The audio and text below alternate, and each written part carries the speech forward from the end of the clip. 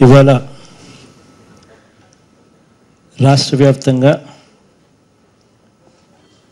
ప్రత్యేక హోదా కావాలని, రావాలని,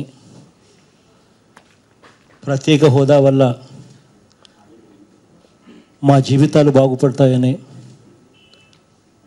లక్షల కోట్లతో పెట్టుబడులు వస్తాయి, వందల సంఖ్యలో పరిశ్రమలు, వేల సంఖ్యలో పరిశ్రమలు వస్తాయి, లక్షల సంఖ్యలో ఉద్యోగాలు వస్తాయి, మా జీవితాలు బాగుపడతాయని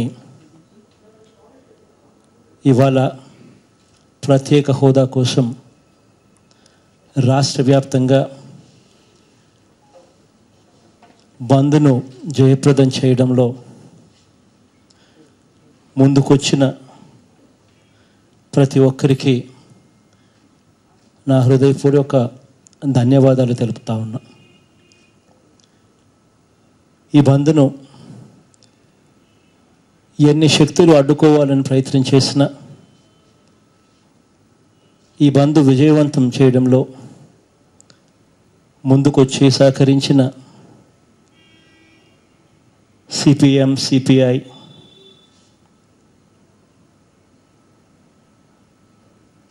ఇంకా ఇతర పార్టీలు, ఈ బంద్కు సహకరించిన మహిళా సంఘాలు, ప్రజా సంఘాలు, విద్యా సంస్థలు, ట్రేడ్ యూనియన్లు, ఉద్యోగ సంఘాలు, విద్యార్థులకు, ఉపాధ్యాయులకు, ఎన్జిఓలకు, ప్రైవేట్ ఉద్యోగులకు, వ్యాపారస్తులకు, పారిశ్రామిక వర్గాల వారికి, మరీ ముఖ్యంగా లాఠీ దెబ్బలను సైతం లెక్క చేయకుండా అచంచల విశ్వాసంతో బంద్ను సఫలీకృతం చేసిన అక్క చెల్లెమ్మలకు అందరికీ కూడా హృదయపూర్వకంగా కృతజ్ఞతలు తెలుపుతా ఉన్నా. ఇక్కడ ఈ బంద్ విజయవంతం కావడం కొరకు 5 కోట్ల మంది ప్రజలు ముందుకొచ్చి బంద్ను విజయవంతం చేయడంలో వాళ్ళ పాత్రలు వాళ్ళు పోషించి, బంద్ విజయవంతం అయితే జీవితాలు బాగుపడతాయి, ఉద్యోగాలు వస్తాయి అన్న ఆరాటంతో ముందుకొచ్చి జయప్రదం చేస్తూ ఉంటే, ఇక్కడ దురదృష్టం ఏమిటి అని అంటే, ఇక్కడ జరుగుతూ ఉన్న ఈ పోరాటం, ఇవాళ జరిగిన ఈ పోరాటం ఒక కేంద్ర ప్రభుత్వంతో మాత్రమే పోరాటం చేసింది కాదు. ఇక్కడ దురదృష్టం ఏమిటంటే, దౌర్భాగ్యం ఏమిటంటే, రాష్ట్ర ప్రభుత్వంతో కూడా పోరాటం చేయవలసిన అవసరం రావడం, రాష్ట్ర ప్రభుత్వ పోలీసులతో పోరాటం చేయవలసిన పరిస్థితులు రావడం, ఈ బంద్ను అడ్డుకోవడానికి చంద్రబాబు నాయుడు గారి సర్కార్ శాయశక్తిలా కృషి చేయడం, కేంద్ర ప్రభుత్వంతో పోరాటంతో పాటు మన కర్మ ఏమిటి అని అంటే రాష్ట్ర ప్రభుత్వంతో కూడా పోరాటం చేయడం నిజంగా అన్నిటికన్నా దురదృష్టకరం, అన్నిటికన్నా బాధాకరం. ఇక్కడ అధికార తెలుగుదేశం పార్టీ చంద్రబాబు నాయుడు గారు దగ్గరుండి పోలీసుల బలగాలను విపరీతంగా ప్రయోగం చేశాడు. రాష్ట్ర వ్యాప్తంగా అరెస్టులు, రాష్ట్ర వ్యాప్తంగా పోలీస్ జులుం సాగింది. ఎక్కడా కూడా ఒకవైపున చంద్రబాబు నాయుడు గారు ముసలి కన్నీరు కారుస్తూ ప్రత్యేక హోదాకు ప్రెజర్ వచ్చినప్పుడు ఇంతకుముందు తానంతటి తానే సంజీవిని కాదు అని చెప్పి, ప్రత్యేక హోదా వల్ల అన్నీ జరిగిపోతాయా అని చెప్పి నీరు గార్చిన వ్యక్తి మళ్ళీ ఎప్పుడైతే తన మీద ఒత్తిడి వచ్చిందో అప్పుడు మొన్నన్నా కనీసం ప్లేట్ మార్చి ప్రత్యేక హోదా అవసరము అన్న మాట తన నోట్లో నుంచి వచ్చినప్పుడు చాలా సంతోషపడ్డాం. కనీసం జ్ఞానోదయం అయింది ఈ వ్యక్తికి అని చెప్పి. కానీ అది ఎంత డ్రామా అంటే, ఆ డ్రామాలు చూసినప్పుడే ఇటువంటి వ్యక్తి రాష్ట్ర ప్రభుత్వానికి ముఖ్యమంత్రి అని చెప్పుకునేదానికి కూడా బాధ అనిపించింది. బంద్ జరిగింది, ఎక్కడా కూడా తెలుగుదేశం పార్టీ శ్రేణులు ఎక్కడా పార్టిసిపేట్ చేయకుండా చంద్రబాబు నాయుడు గారు జాగ్రత్తలు తీసుకున్నారు. ఎక్కడ తెలుగుదేశం ఎమ్మెల్యేలు మంత్రులు ఎక్కడ కనపడలేదు. దగ్గరుండి చంద్రబాబు నాయుడు గారు దగ్గరుండి పర్యవేక్షించి పోలీసులను అతి దారుణంగా వాడుకునే కార్యక్రమం చేశాడు. ఇక్కడ మొన్న చంద్రబాబు నాయుడు గారు అరుణ్ జైట్లీ మాటలు నేను విన్నా, నా రక్తం మరుగుతుంది అని టీవీల ముందు పేపర్ల ముందు డ్రామా చేశాడు. నిజంగా ఇవాళ చంద్రబాబు నాయుడు గారు చేసిన పని చూసినప్పుడు ముందుకొచ్చి పోరాటం చేయవలసిన వ్యక్తి దగ్గరుండి బంద్ ఫెయిల్ అయ్యే విధంగా చర్యలు తీసుకునేదానికి శాయశక్తులా ప్రయత్నం చేసిన ఈ వ్యక్తిని చూసినప్పుడు నిజంగా 5 కోట్ల మంది ప్రజల రక్తం మరుగుతుందన్నది మాత్రం చంద్రబాబు నాయుడు గారు మర్చిపోకూడదు. ఇంతకుముందు కూడా చంద్రబాబు నాయుడు గారు ఇదే కార్యక్రమం చేశారు. ఇంతకుముందు కూడా అక్టోబర్లో నరేంద్ర మోడీ గారు రాజధాని శంకుస్థాపనకు వస్తున్నాడని, రాజధానిలో శంకుస్థాపన జరిగే కార్యక్రమంలో మోడీని గట్టిగా చంద్రబాబు నాయుడు గారు నిలదీస్తారని, చంద్రబాబు నాయుడు గారి మీద కూడా ఒత్తిడి పెరిగేందుకు, కేంద్ర ప్రభుత్వం మీద కూడా ఒత్తిడి పెరిగేందుకు అక్టోబర్ 7వ తారీఖు నుంచి దాదాపుగా 7-8 రోజుల పాటు నిరాహార దీక్ష చేశా. గుంటూరులో నిరాహార దీక్ష దాదాపుగా 7-8 రోజులు అక్టోబర్ 7 నుంచి జరిగింది. నరేంద్ర మోడీ గారి మీద ప్రెజర్ వస్తుంది, చంద్రబాబు నాయుడు గారి మీద ప్రెజర్ వస్తుంది. చంద్రబాబు నాయుడు గారు కనీసం మమ్మల్నైనా చూపించి రాష్ట్రంలో పరిస్థితి ఇంత దారుణం, ఇంత ఇబ్బందిగా ఉంది కాబట్టి ఖచ్చితంగా ప్రత్యేక హోదా మీరు ఇవ్వాలి అని చెప్పి అడుగుతారు, మమ్మల్నైనా చూపించి అని చెప్పి ఆశగా ఎదురు చూసాం. అక్టోబర్ 7 నుంచి దాదాపుగా 13-14వ తారీఖు దాకా నిరాహార దీక్షలు జరిగాయి. 7-8 రోజులు నిరాహార దీక్షలు చేస్తే తీరా నరేంద్ర మోడీ గారు వస్తున్నారు 2 రోజుల ముందు అంటే 2 రోజుల ముందు 3 రోజుల ముందు నిరాహార దీక్ష భగ్నం చేసేందుకు తెల్లవారుజామున పోలీసులను పంపించేసి 100 మంది పోలీసులు వచ్చి నిరాహార దీక్షను భగ్నం చేశారు. భగ్నం చేసి అప్పుడు కూడా చంద్రబాబు నాయుడు గారు ప్రత్యేక హోదాను నీరు కార్చారు. పోనీ ఆ మోడీ గారు వచ్చినప్పుడు చంద్రబాబు నాయుడు గారు కనీసం మోడీ గారు ముందర కనీసం ప్రత్యేక హోదా ప్రస్తావన తీసుకొస్తాడా అని 1000 కళ్ళతో ఎదురు చూస్తే కనీసం నరేంద్ర మోడీ గారి సమక్షంలో ఒక్క మాట అంటే ఒక్క మాట కూడా ఆ రోజు ప్రత్యేక హోదా కావాలని చెప్పి అడిగిన దాఖలాలు లేవు. ఇటువంటి వ్యక్తి నిజంగా పద్ధతి ప్రకారం, పథకం ప్రకారం నీరు కారుస్తూనే వస్తున్నాడు. నిజంగా చంద్రబాబు నాయుడు గారు దేశ స్వాతంత్రం సమరం జరుగుతున్నప్పుడు పుట్టి ఉంటే మాత్రం బ్రిటిష్ వాళ్ళు ఎప్పుడు స్వాతంత్రం ఇస్తే అప్పుడే తీసుకుందామని అనేవాడు. లేకుంటే స్వాతంత్రం ఏమైనా సంజీవిని అని అనేవాడు. అంతేకాదు స్వాతంత్రం వల్ల మనకి ఏమొస్తుంది అని కూడా చంద్రబాబు నాయుడు గారు ఉన్నింటే అనేవాడే. మన కర్మ ఏమిటనంటే, మన అదృష్టం ఏమిటంటే ఆవేళ చంద్రబాబు నాయుడు గారు లేకపోవడం.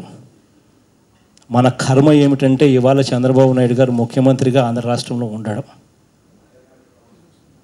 అందుకనే ప్రత్యేక హోదా సంజీవినియా, ప్రత్యేక హోదా రాకపోతే ఏమైనా అవుతుందా అని ఇటువంటి మాటలు మాట్లాడే పరిస్థితి ఇవాళ ఉంది. ఇక్కడ ఇంకొకటి కూడా, ఈరోజు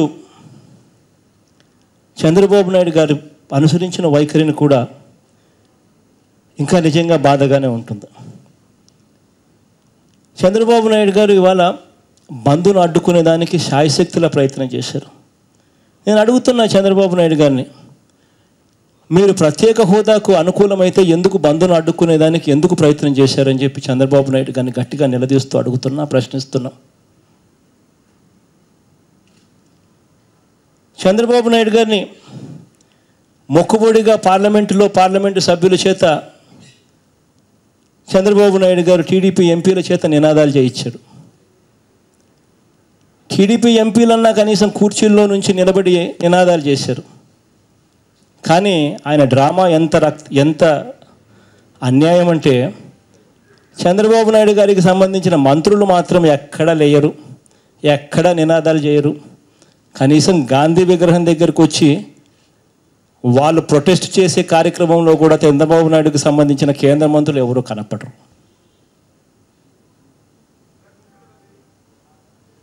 ఇవాళ కూడా అడుగడుగునా ఇవాళ బంధును అడ్డుకునే ప్రయత్నం చేశారు. నేతలను అరెస్ట్ చేశారు, పోలీస్ స్టేషన్లో పెట్టారు, ఆందోళనకారుల పట్ల పాశవికంగా నిరంకుశంగా వ్యవహరించారు. నిజంగా ఎంత దారుణంగా వీళ్ళు వ్యవహరించారనంటే నిజంగా టీవీలలో వీళ్ళు చేసిన దారుణమైన పనులు చూసినప్పుడు నిజంగా ఈయన మన ముఖ్యమంత్రినా పరాయి ముఖ్యమంత్రి అని చెప్పి అనిపిస్తూ ఉంది. ఒకసారి టీవీలో కాస్త ప్లే చేస్తాను, ఒక్కసారి ప్లే చేసింది కాస్త చూడండి.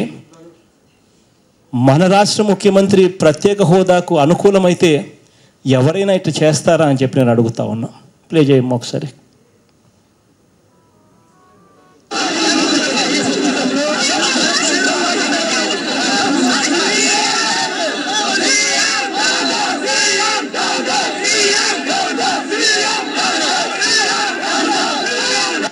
చేస్తున్న నేపథ్యంలో ఒకటి ఉద్రిక్తతతో పాటు మహిళా కార్యకర్తల పట్ల జరుగుతున్నటువంటి విచక్షణ రహితంగానే కొంతమంది మగ పోలీసులు వస్తున్నాయి. ప్రత్యేక సాయం కాదు, ప్రత్యేక హోదాయే కావాలి అంటూ డిమాండ్ చేస్తున్నాయి. ఈ క్రమంలో ఇవాళ ఏపీ బంద్ కు వైసీపీ పిలుపునిచ్చింది. అందుకు వామపక్షాలు మద్దతును ప్రకటించాయి. మరోవైపు కాంగ్రెస్ ప్రాణాలైనా అర్పించైనా కూడా దీన్ని వదులుకునేటువంటి ప్రసక్తి లేనే లేదు. కెమెరా లాగేశారండి, పూర్తిగా పోలీసు వాళ్ళు కెమెరా లాగేశారు.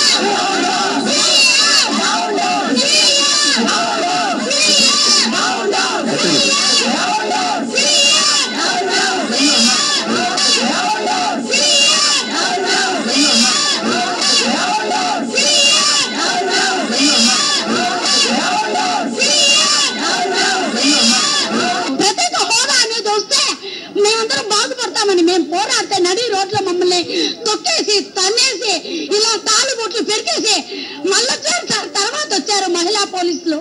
ఏంటి సార్ ఈ దారుణము? ఈ చంద్రబాబు నాయుడికి తాళిబొట్లు తప్పడమేనా? ఆయన సీఎమా?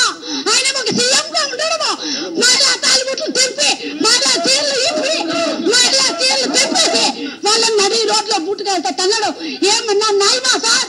ఈ చంద్రబాబు నాయుడు పరిపాలన ఇదేనా సార్? మహిళలకు మేము కరుణాకర్ రెడ్డి గారి నాయకత్వంలో మేము మా పిల్లల కోసము ప్రజలందరి కోసము మేము పోరాడుతుంటే ఈ విధంగా దుర్మార్గంగా మగ పోలీసులను పంపించి చీరలు చింపి ఈ విధంగా ఇంత దుర్మార్గమా? చీరలు చూడండి ఎలా చించారో, చీరలు చించి జుట్టు పట్టుకొని మోచేతులు చూడండి రోడ్డు పైన తార్ రోడ్డు పైన ఈడ్చుకురమ్మని మోడీ పంపించారా? వీళ్ళని చంద్రబాబు నాయుడు పంపించారా? ఎవరు పంపించారు? ఏంటి దుర్మార్గపు పాలన? ఇంత దుర్మార్గం.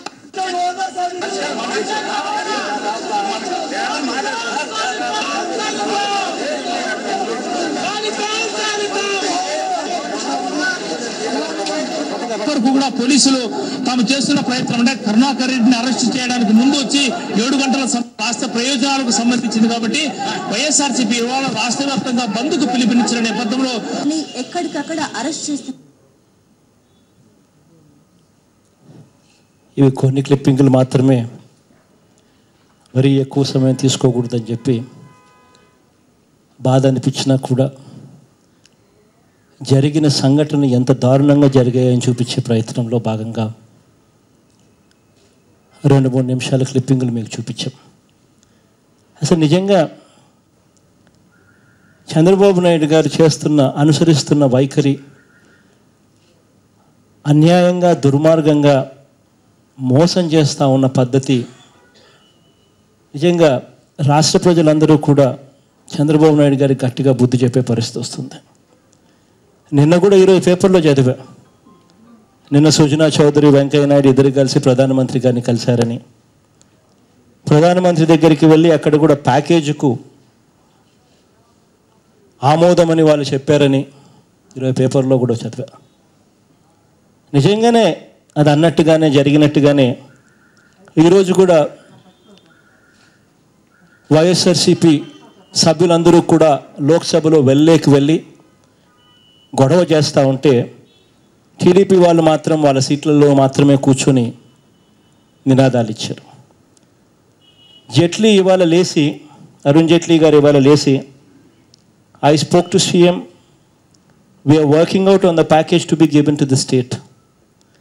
అంటే నేను ముఖ్యమంత్రి గారితో నేను మాట్లాడాను, రాష్ట్రానికి సంబంధించి ఒక ప్యాకేజ్ ఇవ్వడానికి మేము ప్రయత్నం చేస్తూ ఉన్నాం, దాని మీద మేము వర్కౌట్ చేస్తున్నామని చెప్పి అరుణ్ జైట్లీ గారు సమాధానం చెప్పిన వెంటనే తెలుగుదేశం సభ్యులు వెంటనే సీట్లలో నుంచి అటు నుంచి కూర్చోవడం. నిజంగా ఇవన్నీ చూస్తూ ఉంటే ఎంతటి దారుణమైన రాజకీయాలు మోసాలు జరుగుతూ ఉన్నాయన్నది. ప్రత్యేక హోదా అన్నది నిజంగా మన హక్కు. రాష్ట్రాన్ని విడగొట్టేటప్పుడు ప్రత్యేక హోదా అన్నది ఇస్తామని చెప్పి అధికార పక్షం ప్రతిపక్ష సభ్యులందరూ కలిసి మన రాష్ట్రాన్ని విడగొట్టారు. అటువంటి మన హక్కును వీళ్ళు వదిలేస్తూ ఉన్న పరిస్థితులు చూసినప్పుడు నిజంగా వీళ్ళు మనుషులేనా అనిపిస్తుంది. ఈరోజు ప్రత్యేక హోదా అనేది వస్తేనే విపరీతంగా పరిశ్రమలు వస్తాయి, విపరీతంగా ఉద్యోగాలు వస్తాయి అని తెలిసి కూడా చేతులారా దగ్గర ఉండి ప్రత్యేక హోదాను కాలరాస్తా ఉన్న పరిస్థితిని చూసినప్పుడు బాధ అనిపిస్తుంది.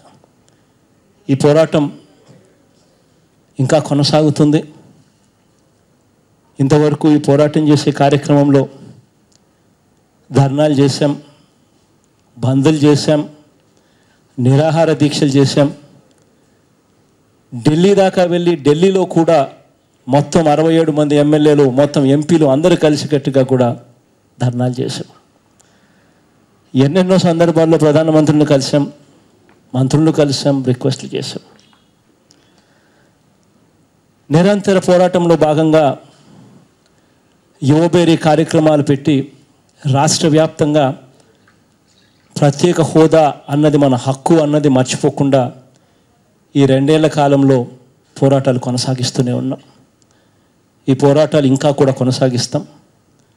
ప్రత్యేక హోదా చంద్రబాబు నాయుడు గారు మర్చిపోవచ్చేమో, కానీ 5 కోట్ల మంది ప్రజలు మర్చిపోరు. ఇది మా హక్కు అన్న సంగతి మేము ప్రతిపక్షంగా మర్చిపోము. ఇది సాధించేందుకు ఇంకా రాబోయే రోజుల్లో ఈ పోరాటాలు ఇంకా కొనసాగిస్తాం. గట్టిగా కూడా ప్రత్యేక హోదా వచ్చేదాకా కూడా కార్యక్రమాలు చేపడుతూనే ఉంటాం. చంద్రబాబు నాయుడు గారికి బుద్ధి రావాలి, కేంద్ర ప్రభుత్వం కదలి రావాలి అన్నది ఖచ్చితంగా జరగాలి. 5 కోట్ల మంది ప్రజలు ఖచ్చితంగా జరిగేట్టుగా కూడా చేస్తారు. Thank you.